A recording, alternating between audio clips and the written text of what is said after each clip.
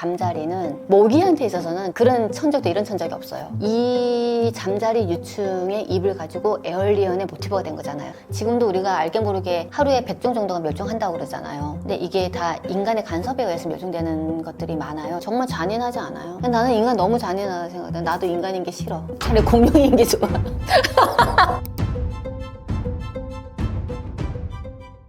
잠자리가 원래 매우 거대했다고 하던데 지금은 작아진 이유가 뭘까요? 사실 잠자리가 출현한 시기는 고생대에 절지동물이 출현하면서부터 이제 등장을 했고요.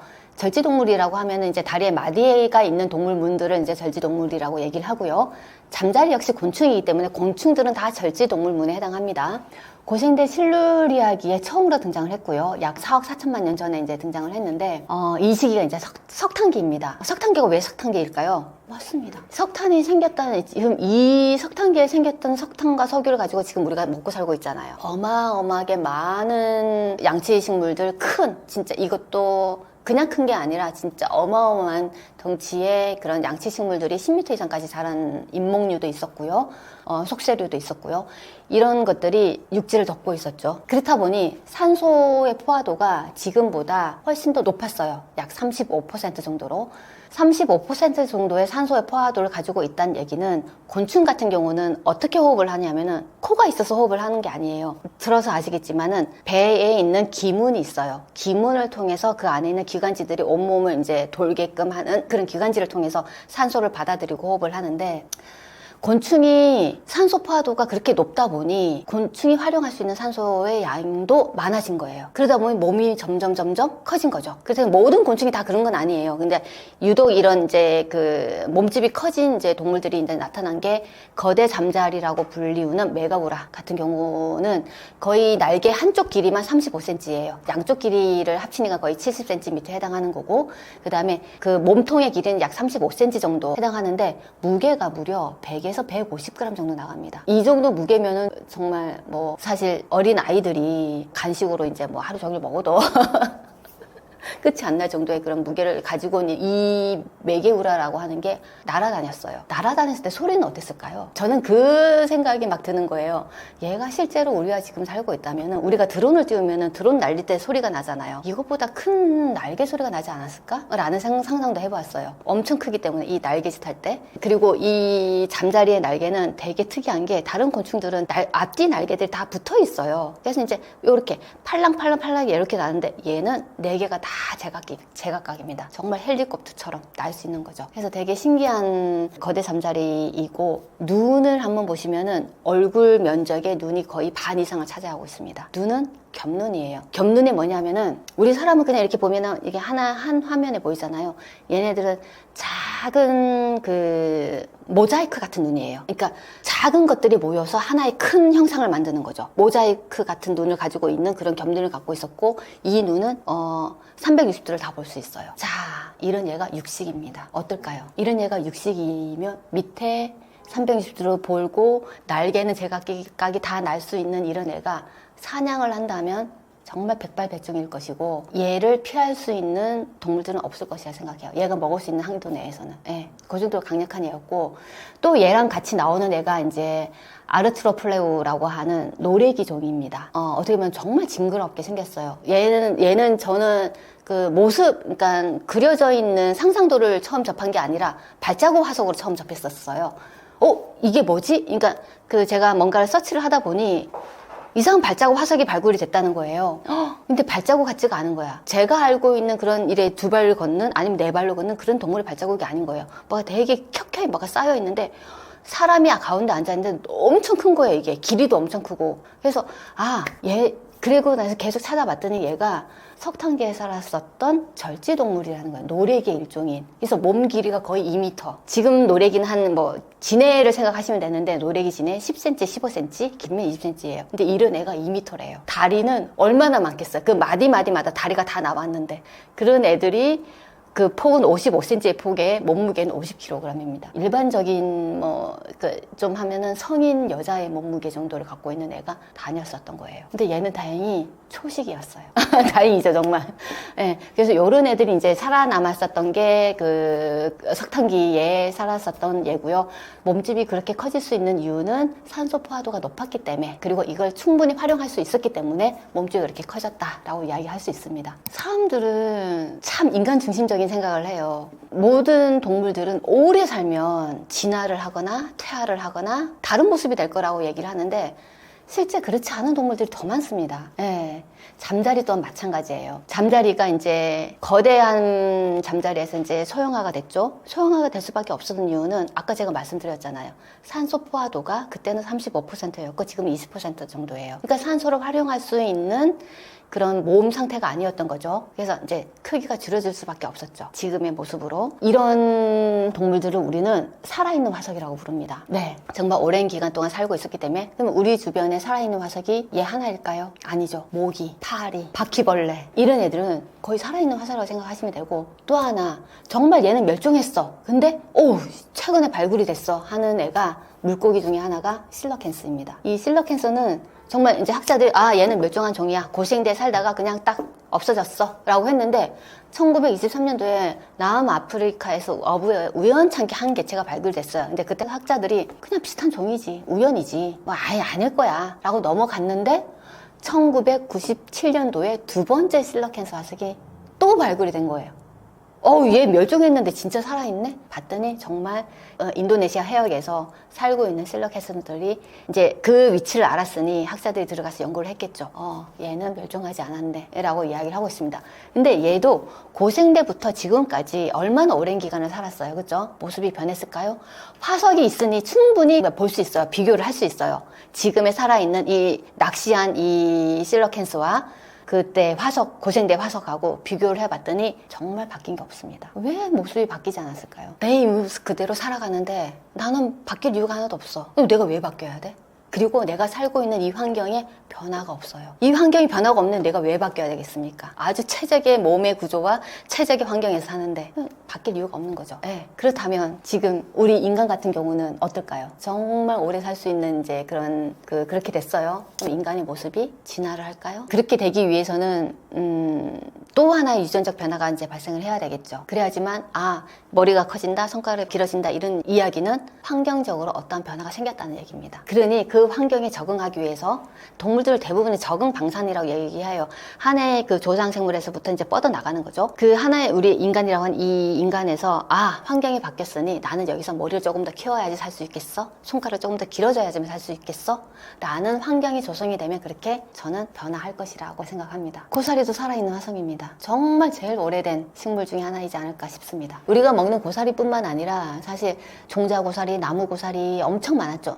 그러니까 종자고사리는 멸종하고 없어진 종이에요. 종자란 말은 암구루와 수구루가 따로 있는 글로스프테리스 같은 애들을 말하는데, 얘는 고생대를 지나오면서 멸종을 했어요.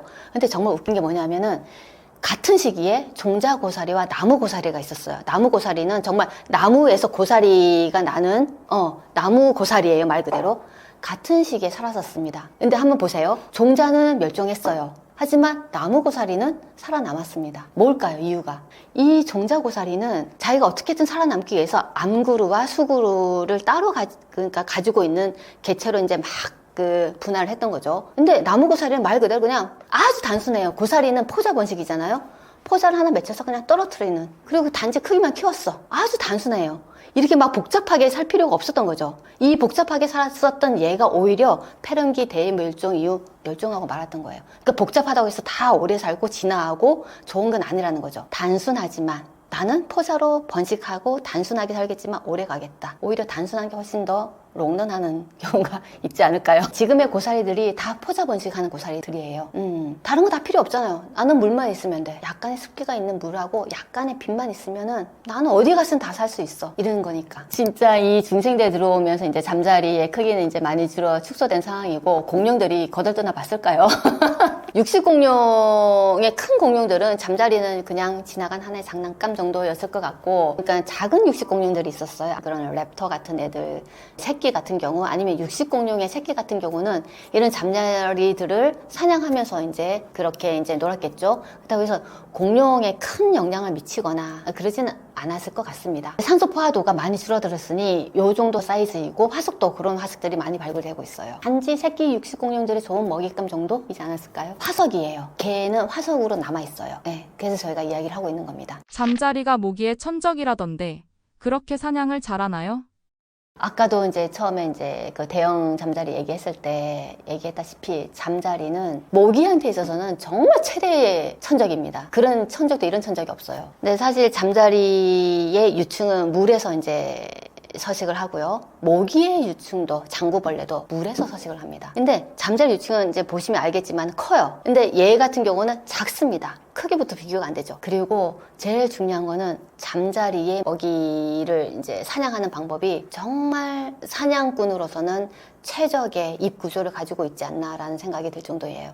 이 잠자리 유충의 입을 가지고 에얼리언의 모티브가 된 거잖아요. 쏘면 바로 잡는 거죠. 거의 뭐 90% 이상의 사냥률을 갖고 있지 않을까라는 생각이 드는데, 이 유충이 같이 있으면 장구벌레는 아예 이제 전멸인 거고, 얘네들은 계속해서 이제 걔네들의 유충을 잡아먹으면서 물속에서 탈피를 해야 돼요. 그러니까 그러니까 잠자리 같은 경우는 불완전 변태라고 해가지고 유충, 그 다음에 바로 번데기 과정을 없이 성충이 되는 애고, 모기 성충이 되는 애예요. 그래서 얘네들은 점점 이제 탈피를 함으로 껍데기를 벗어냄으로 인해서 크기가 커지는 겁니다. 그래서 물속에서 한 9회에서 15회 정도 탈피를 하고, 마지막에 이제 성충이 되기 위해서 올라오면 번데기 과정 없이 바로 껍질을 벗긴 이제 탈피를 하는데, 이 9회에서 15회 정도의 탈피를 하기까지 얼마나 많은 사냥을 해야 될 것 같아요. 계속 먹어야 되는 거죠. 크기를 키워야 되니. 그래서 모기 유충이 이제 장구벌레는 정말 최대의 천적을 만난 거고, 탈피를 하고 나서 육지로 올라왔어요. 육지로 올라왔더니 또 모기의 성충을 사냥을 그렇게 잘하네, 얘가 또 잠자리가. 그 360도로 볼 수 있는 겹눈과 사방으로 그 날개짓을 할 수 있는 4개 각각에 따른 이 날개의 짓에 의해서 잠자리는 고속비행, 정지비행, 그 다음에 선해, 자유자재로 되는 곤충입니다. 근데 그 누구도 빠져나갈 수가 없죠. 네, 그래서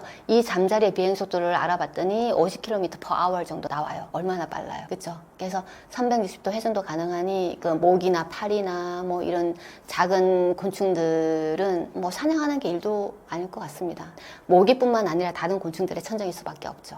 무시무시한 육식곤충입니다. 사실 곤충은 우리가 사람들이 쉽게 잡고 이렇게 가지고 놀지만, 곤충들 세계에서는 얘는 그렇게 잡고 놀 수 있는 애가 아니에요. 그 정도의 공포감을 주는 애고 그 정도의 크기인 거죠. 잠자리는 먹잇감의 비행 경로까지 예측한다던데 지능이 뛰어난 걸까요?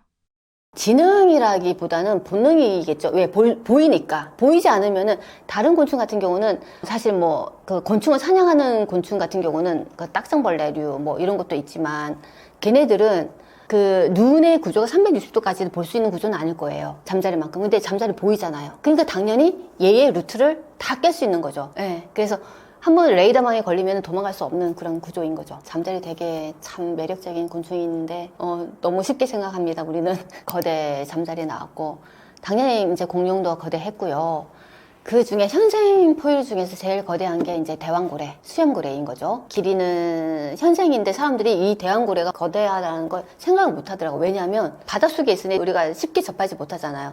육지에 살고 있는 애들, 땅에 살고 있는 애들이 거대하다 그러면 와 대단하다 이러는데, 얘는 바닷속에 있기 때문에 이제 한 번씩 이제 그 물 표면으로 나서 숨을 쉴 때만 볼 수 있는 종이고, 길이는 약 30m이고 150에서 200톤 가까이 되는 그런 몸무게를 갖고 있고요.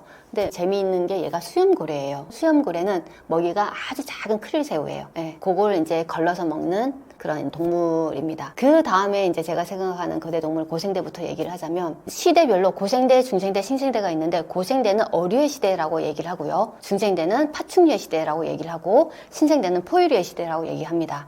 그만큼 고생대에서는 그 바닷속 환경이 어류가 엄청나게 많이 이제 등장을 했던 거고, 그런 어류들이 이제 지금까지 오고 있는 중이죠. 이 둥클레오스테우스 같은 경우는 사실 실제 모습 자체가 다 화석으로 된 건 한 번도 발굴된 적이 없어요. 다만 머리만, 판피어라고 해가지고 머리가 아주 커다란 그 철갑을 두른 듯한 그런 판으로 둘러싸여져 있어요. 그리고 뒤에 있는 그 지느러미 배부부터 꼬리까지는 화석화가 되지 않았어요. 연골 조직이기 때문에 다 이제 남아있지 않은 거죠.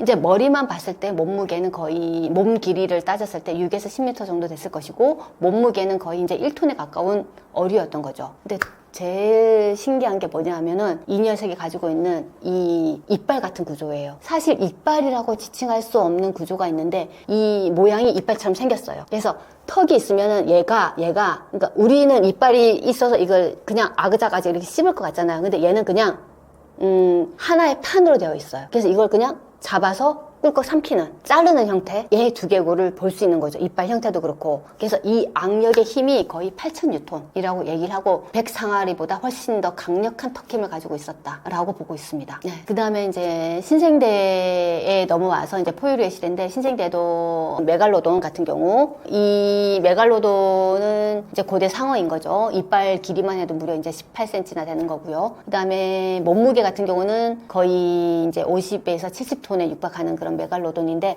얘도 턱에 그 벌릴 수 있는 그 반경이 한 3m 정도까지는 턱을 벌릴 수 있대요. 그러면 사냥하는 그 대상이 어느 누가 될지는 모르겠지만 어찌됐든 노렸다 하면 무조건 다 사냥이 가능한 100% 사냥할 수 있는 그런 구조를 가지고 있는 거고, 그 다음에 신생대에 또 공포새라는 게 있었습니다. 공포새 같은 경우는 지금 멸종하고 없어졌는데, 그 새 중에서 가장 큰, 지금의 타조보다 훨씬 더 큰, 몸 길이는 1에서 3m고 몸무게는 10에서 100km 정도 달하는 거고, 날지는 못했지만 최대 이제 달리는 속도가 50km 정도였을 것이다 라고 이야기를 하고 있습니다. 그 다음에 나오는 게 이제 우리가 흔히 맘모스 이야기를 하죠. 근데 맘모스가 아니고, 맘모스는 이제 일본식 발음이고 매머드가 있습니다. 매머드 같은 경우는 이제 그 우리가 그 빙하 시대에 살았었던 그런 동물인데, 코끼리랑 너무 흡사하게 생겼어요 얘기해요. 그죠? 그래서 사실 코끼리와 사촌지간이에요. 유전적으로 봤을 때. 얘 같은 경우는 인류가 탄생한 이후에 같이 공존해서 살았던 애입니다.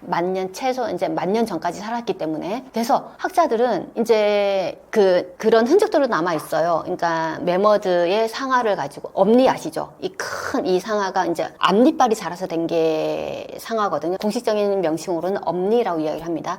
이 엄니로 움집을 지었다. 움집을 지은 것들이 곳곳에 남아 있고, 그 다음에 장신구를 했었고, 그 다음에 이제 가죽으로 옷을 해 입고, 가죽으로 이제 그런 여러 가지 생활을 했었다라는 것들이 아직까지 남아 있는데, 혹자들은 이런 얘기를 해요. 인류가 등장하고 그 다음에 매머드의 개체수가 점점 줄어들었어. 그러면 이게 인류 때문에 매머드가 멸종한 거 아니야? 라는 얘기를 하는 학자들도 있어요. 하지만 이제 그것과 맞물려서 이제 빙하 시대를 지나면서 자연적인 환경, 그러니까 이때도 이제 급격한 환경 변화 때문에 매머드는 멸종했다라고 이제 결론을 내리고 있는데, 이런 인류가 등장함으로 인해서 개체수가 준 경우가 이 매머드뿐만 아니고, 그러니까 최근에 또 하나의 그런, 지금도 많이 발생하지만 또 하나가 뭐가 있었냐면은 뉴질랜드에 모아새라고 하는 새가 있었어요. 이 뉴질랜드라고 하는 섬은 처음에 1500년 전까지만 해도 이제 사람이 없었는데, 마오리족이라고 하는, 그러니까 원시 부족이 들어감으로 인해서 이 모아새들이 그 원시 부족에 의해서 사냥당한 거예요. 실제로 인류에 의해서 멸종된 최초의 새입니다. 네. 근데 이 모아새가 제가 이건 지나가면서 들은 얘기인데, 이 모아새가 사람을 처음 보니 적대시하지 않은 거예요. 호기심이 있었던 거죠. 그래서 사람이 살았던 곳을 계속 근처에서 얼쩡대니 사람들은 사냥해서 그냥 먹어버린 거죠. 계속. 네. 그래서 이제 멸종한 최초의 이제 소새인 거고, 다시 이제 신생대로 돌아와서 글립토돈이라고 혹시 들어보셨어요? 글립토돈 같은 경우는 아로마딜로랑 엄청 유사하게 생겼어요. 아로마딜로의 확대판? 라고 생각하시면 돼요. 이제 몸 길이는 거의 3.3m고 몸 높이는 1.5m. 그러니까 3.3이 1.5m의 몸밑을 가지고 있는 아로마딜로라고 생각하시면 돼요. 엄청나게 크죠. 근데 이 등 껍데기가 거북이가 가지고 있는 껍데기보다 훨씬 더 커요. 정말 무슨 대형 단지를 씌워 놓은 것 마냥. 근데 제가 이걸 화석으로 처음 이제 봤을 때, 야, 이렇게 크고 두꺼운 걸 이게 이고 살 수 있나? 무겁지 않나? 라는 생각을 가지고 제가 박물관에 근무했을 때 그런 그 글립토돈의 그 껍데기 조각이 있어서 그걸 한번 들어봤어요. 어땠을 것 같아요? 너무 가벼운 거예요. 진짜 종이짝 같은 거예요. 이게 두께도 거의 한 3-4cm 정도 되고, 근데 요 정도밖에 안 됐는데 이거 어떻게 들지 했는데 이렇게 들리는 거예요. 그래서 이러니까 이렇게 큰 걸 이고 사는구나 라는 생각이 들더라고요. 그래서 이 글립토돈도 정말 대형 초식 동물이지만 그 대형동물 중에 하나에 들어가지 않을까라는 생각을 해보았습니다. 근데 제가 지금은 엄니가 있는 코끼리가 네네, 상아. 있긴 하죠. 예, 아프리카 코끼리 있죠. 있죠. 예. 상아라고 얘기를 하잖아요, 저희는 흔히. 흰수염고래가 근데 흰수염고래, 대왕고래. 예, 맞습니다. 고래가 크릴만 먹어요. 맞습니다. 수염고래예요, 수염고래. 이빨고래가 아니에요. 이빨고래 또 따로 있잖아요. 그렇죠? 그래서 어떻게 그쪽 그래. 초식이라고 해야 되나요? 초식은 아니지만, 되게 그쵸. 되게 귀여운 작은 애들을 갖다가 그걸 얼마나 먹을까요, 하루에? 되게 하루 종일 입 벌리고 그렇죠. 둔클레오테우스하고 글립토도는 한번 정말 보시면은, 예. 다른 데서는 다른 이야기를 많이 하는데 왜 이 이야기는 안 할까? 저는 그런 의구심을 가지고 있었어요. 왜 얘네들은 얘기를 안 하지? 좀 자세한 설명 좀 자세하네요. 예. 공포새는 약간 타조. 타조 같은 네. 느낌이에요. 맞아요. 아까 말씀드렸던 모아새 역시 타조의 직계 후손은 아니지만 타조와 비슷한. 거대 동물들의 후손으로 추정되는 동물도 있을까요? 사실 거대한 동물들의 후손으로 추정되는 동물이라고 하면 코끼리밖에 없죠. 매머드의 유전자. 매머드는 유전자를 이제 뽑을 수 있는 게 빙하 상태에 그대로 남아서 화석이 된 것들이 있기 때문에 그걸 유전자를 이제 부호근화가 이건 아니지만 분석을 했을 때 코끼리와 사촌지간이다라는 것까지는 명확히 밝힐 수 있어요. 예, 그 정도이고 그다음에 모아새. 아까 말씀드렸었던 것처럼 타조와 유전적으로 가장 유사한 멸종한 동물 중에 하나가 모아새입니다. 이 모아새 같은 경우는 타조는 키가 거의 많이 커봤자 1.5m 정도인데 얘 같은 경우는 3.6m예요. 그러니까 타조보다 훨씬 더 큰 종이었고요. 몸무게는 260kg에 달하는 종이었는데 사람에 의해 멸종된 최초의 동물입니다. 그래서 뉴질랜드에서만 서식했던 이 모아새를 마오리족이 이제 들어감으로 인해서 1500년경부터 계속 사냥을 해서 개체수가 줄어들어서 19세기에 완전히 멸종한 새입니다. 참 안타깝죠. 지금도 우리가 알게 모르게 하루에 100종 정도가 멸종한다고 그러잖아요. 근데 이게 다 인간의 간섭에 의해서 멸종되는 것들이 많아요. 자연적으로 멸종되는 것보다는 좀 씁쓸합니다, 사실. 코로나 백신을 화석으로 만들었다던데 사실인가요?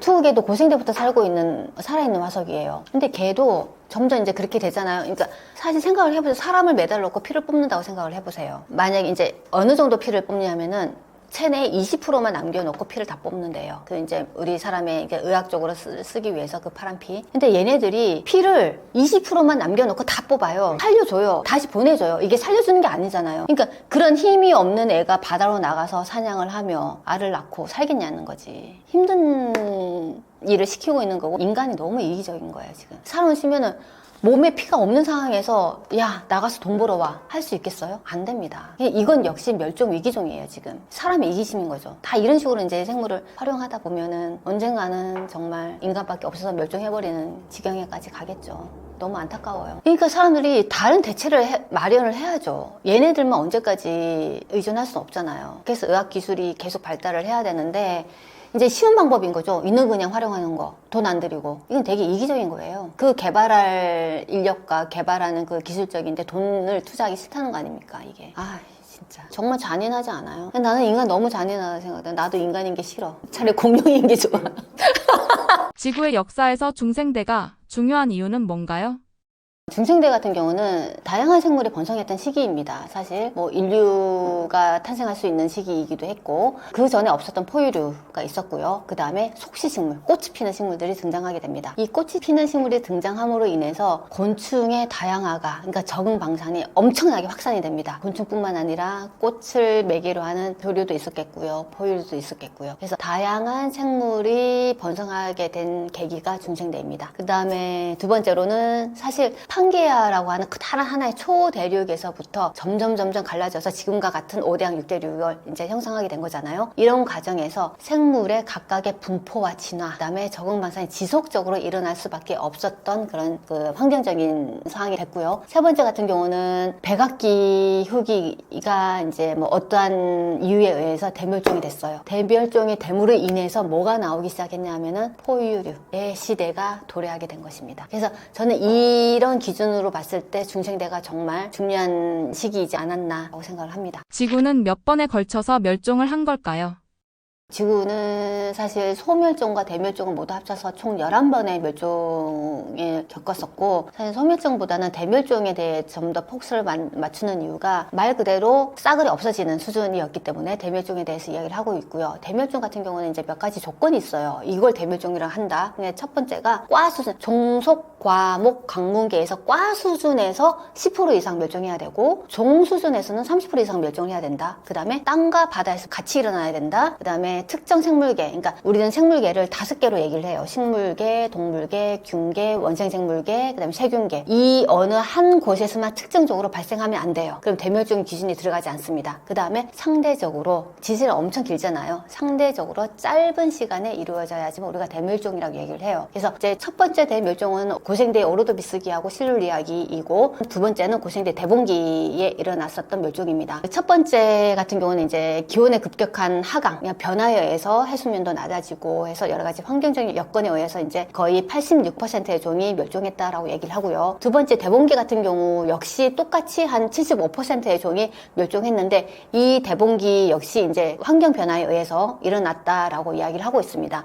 그런 환경 변화 같은 경우는, 그러니까 사실 그 고생대 같은 경우는 바다 쪽의 생물이 많이 살았었기 때문에 육지보다는 바다 쪽 생물이 훨씬 더 큰 타격을 입었어요. 세 번째 같은 경우는 이제 지금 제가 얘기하고 있는 고생대 패런기, 후기의 멸종 인구고, 가장 많은 종 96%가 멸종했습니다. 그러니까 100개가 살아있으면은 4개만 남기고 다 죽었다는 얘기예요. 네. 그 다음에 네 번째 같은 경우는 트라이아스기와 쥐라기 사이에 한 번 더, 그러니까 화산 분출이나 이런 것들에 의해서 멸종이 일어났습니다. 거의 이제 80% 가까이 멸종했고, 이때 포유류의 조상인 수국류, 대형 양서류 같은 경우가 거의 다 멸종했다고 생각하시면 되고요.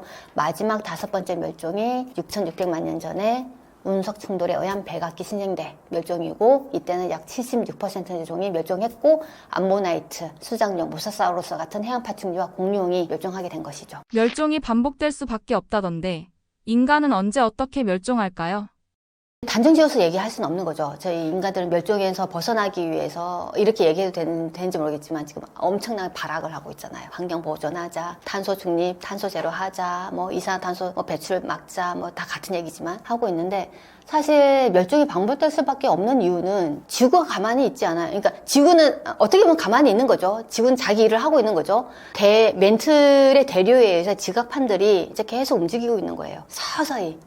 지금도 움직이고 있잖아요. 인간은 인지하지 못하지만, 느끼지 못하지만, 이런 것들이 지속적인 이런 자연적인 환경이 계속적으로 변화하고 있고, 이로 인해서 뭐 기후 변화도 나왔다가 해수면도 높았다가 화산화도 있었다가, 이런 일들은 계속해서 반복될 수밖에 없는 시스템이 이 지구 자체가. 근데 여기에다가 두 번째로 인간들의 이제 행동인 거죠. 너무 무분별하게 뭔가를 막 해요. 뭐 땅도 뭐 다 헤쳤다가, 뭐 나무도 다 베버렸다가, 뭐 이렇게 하다 보니 기후 변화는 안 그래도 가만히 있어도 기후가 변화하는데 훨씬 더 가속화시키는 거고, 훨씬 더 많은 변화를, 그러니까 빠르게 진행되게 하는 거고, 그 다음에 이로 인해서 인간이 정말 해서는 안 될 짓이 뭐냐면은 산림을 파괴하고 있는 거죠. 이 파괴됨으로 인해서 생태계의 균형이 깨지고 있어요. 생태계가 정말 인간의 간섭에 의해서 많은 것들이 균형이 깨지고 있기 때문에 어찌 보면은 훨씬 더 빨리 이 멸종으로 가는 시기, 아니면 이제 이게 그 시기가 빨라질 수밖에 없다라는 생각이 들고요. 생태계의 상호작용이 정말 중요한 요소 중에 하나인데, 최근에 이제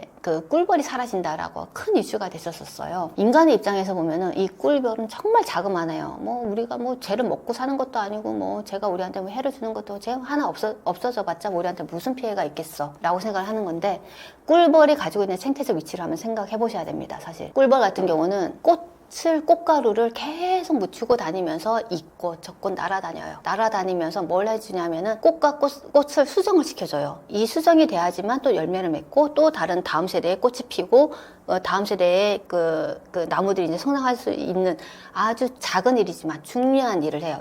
이 수분이 일어나지 않으면은 열매를 맺지 못해요. 꽃이 피울 수 없어요. 그럼 그 나무는 없어지는 거죠. 근데 꿀벌이 그런 일들을 하고 있는데, 이게 나무가, 그러면 꿀벌이 없어졌어? 꽃들이 수정을 못해? 그러면 그 식물도 없어져? 이 식물은 없어지느냐? 이 식물을 먹고 사는 곤충들도 다 없어져? 그러면 점차 이게 연쇄적인 반응이 일어나는 거예요. 그러다 보면 인간에게까지 그 여파가 오는 거죠. 근데 그런 걸 이제 지금의 과학자들 같은 경우는 너무나도 잘 인지를 하고 있고, 그걸 이제 우리는 더 이상 하면 안 된다. 더 이상 이제 생태계를 파괴하면 안 된다. 그래서 환경보호 활동도 많이 하고 있잖아요. 근데 이걸 모르겠어요. 저 역시 너무 이제 편안한 생활에 젖어 있기 때문에 관광하는데 이제 더 이상 관광을 해서는 안 되겠다. 해서는 안 된다. 지금이 마지막 우리가 차를 타고 있지 않나. 그 생각이 들 정도로 지구의 이 기후 변화가 급속하게 일어나고 있습니다. 예, 그래서 우리는 이걸 조금 더 심각하게 생각을 해야 되고요. 지금보다 훨씬 더 심각하게 생각해야 되고, 언제 인간이 멸종하는지에 대해서는 예측할 수가 없어요, 사실. 근데 이와 같은 패턴으로 간다 하면 그 시기는 아마 빨라질 거예요. 우리가 이제 앞선 5번의 대멸종을 통해서 이 대멸종이 얼마나 치명적이고 심각한지를 우리는 이제 그걸 겪어왔습니다. 그러면 이게 무시무시한 이 사건이 또 한 번 발생해서 우리가 멸종하는 데까지 가야 되느냐? 그건 아니잖아요, 사실. 그죠? 그래서 우리는 지금 이런 심각함을 인지를 하고, 우리가 인간이 하고 있는 이 많은 인간의 이기심에 사고 있는 이 많은 활동들을 조금씩 줄여나가야 되지 않을까라고 개인적으로 생각합니다. 트라이아스기는 정말 판기아예요. 하나의 땅덩어리, 큰 땅덩어리인데, 지금 상상을 해보시면은 아프리카 보시면은 안쪽에 사하라 사막 같은 경우는 아프리카 큰 대륙에 사막이 있잖아요, 안쪽에. 그쵸? 근데 판기아는 이보다 훨씬 더 큰 땅이에요. 이 지각의 가운데 쪽은 다 사막화입니다. 왜냐? 그 물기가 들어갈 수 있는, 그 비가 오지 않는 이상 들어갈 수 있는 그 여건이 안 됐었던 환경이죠. 이런 환경 속에서 생물들이 어디서부터 이제 진행이 되기 시작하냐면은 그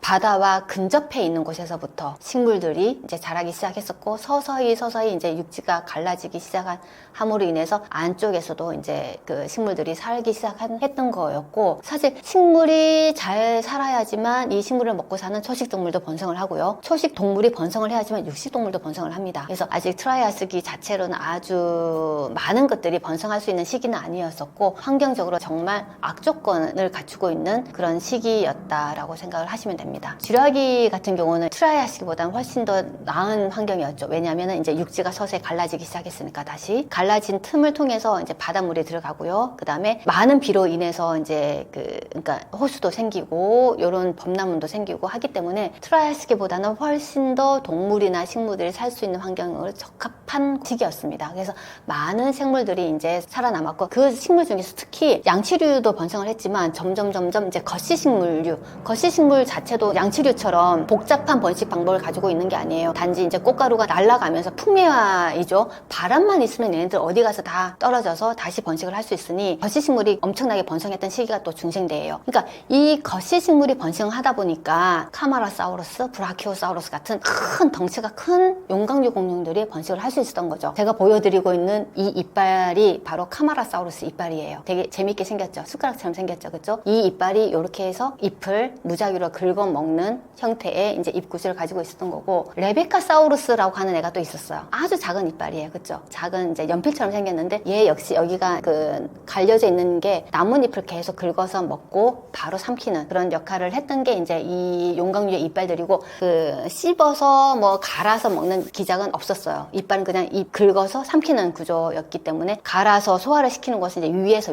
위석과 함께 이제 그런 역할을 했던 거고요. 그래서 쥐라기에 수많은 용광류 공룡이 번성을 하니 이 초식 공룡을 사냥하기 위한 육식 공룡, 즉 알로사우루스 같은 동물들이 번성했는데, 얘가 바로 알로사우루스의 앞발톱입니다. 엄청 날카롭죠. 그리고 가운데 홈이 파여 있는 걸 볼 수 있어요. 이 홈이 그냥 파여 있다라고 아이들은 생각을 많이 하는데, 이게 누군가 이제 발톱으로 피부를 찍고 빼내야 되잖아요. 표면적으로 줄이는 거예요. 표면적으로 줄임으로 인해서 훨씬 더 마찰력을 줄여서 쉽게 뜯어낼 수 있는 구조의 발톱을 가지고 있는 거죠. 이런 형태로 해서 이제 쥐라기에 많은 육식 공룡과 초식 공룡들이 이제 등장을 했고 살아갔던 시기였고요. 백악기로 넘어가면, 백악기에서는 정말 우리가 괄목할 만한 하나를 지목하자면 속시식물입니다. 꽃이 피는 식물이 등장했어요. 이 꽃이 피는 식물 같은 경우는 뭐 단지 꽃이 폈는데 뭐가 신기해? 라고 하는데, 이 꽃 피는 식물로 인해서 엄청나게 많은 곤충들이 급격하게 늘어났습니다. 적응방산을 한 거죠. 그러니까 꽃을 통해서 번식을 하는 곤충, 꽃을 통해서 번식하는 조류, 꽃을 통해서 먹이를 먹고 사는 이제 포유들이 번성을 하게 됐고요. 이때의 지구는 역시 이제 빙하기가 오기 전의 지구이기 때문에 극지방까지 공룡들이 올라가서 다 살 수 있었던 환경이었습니다. 그래서 특히 이제 극지방이 백악기 극지방 같은 경우 여름에는 경우에는 약 10에서 12도의 기온을 볼 수 있었고, 겨울 같은 경우는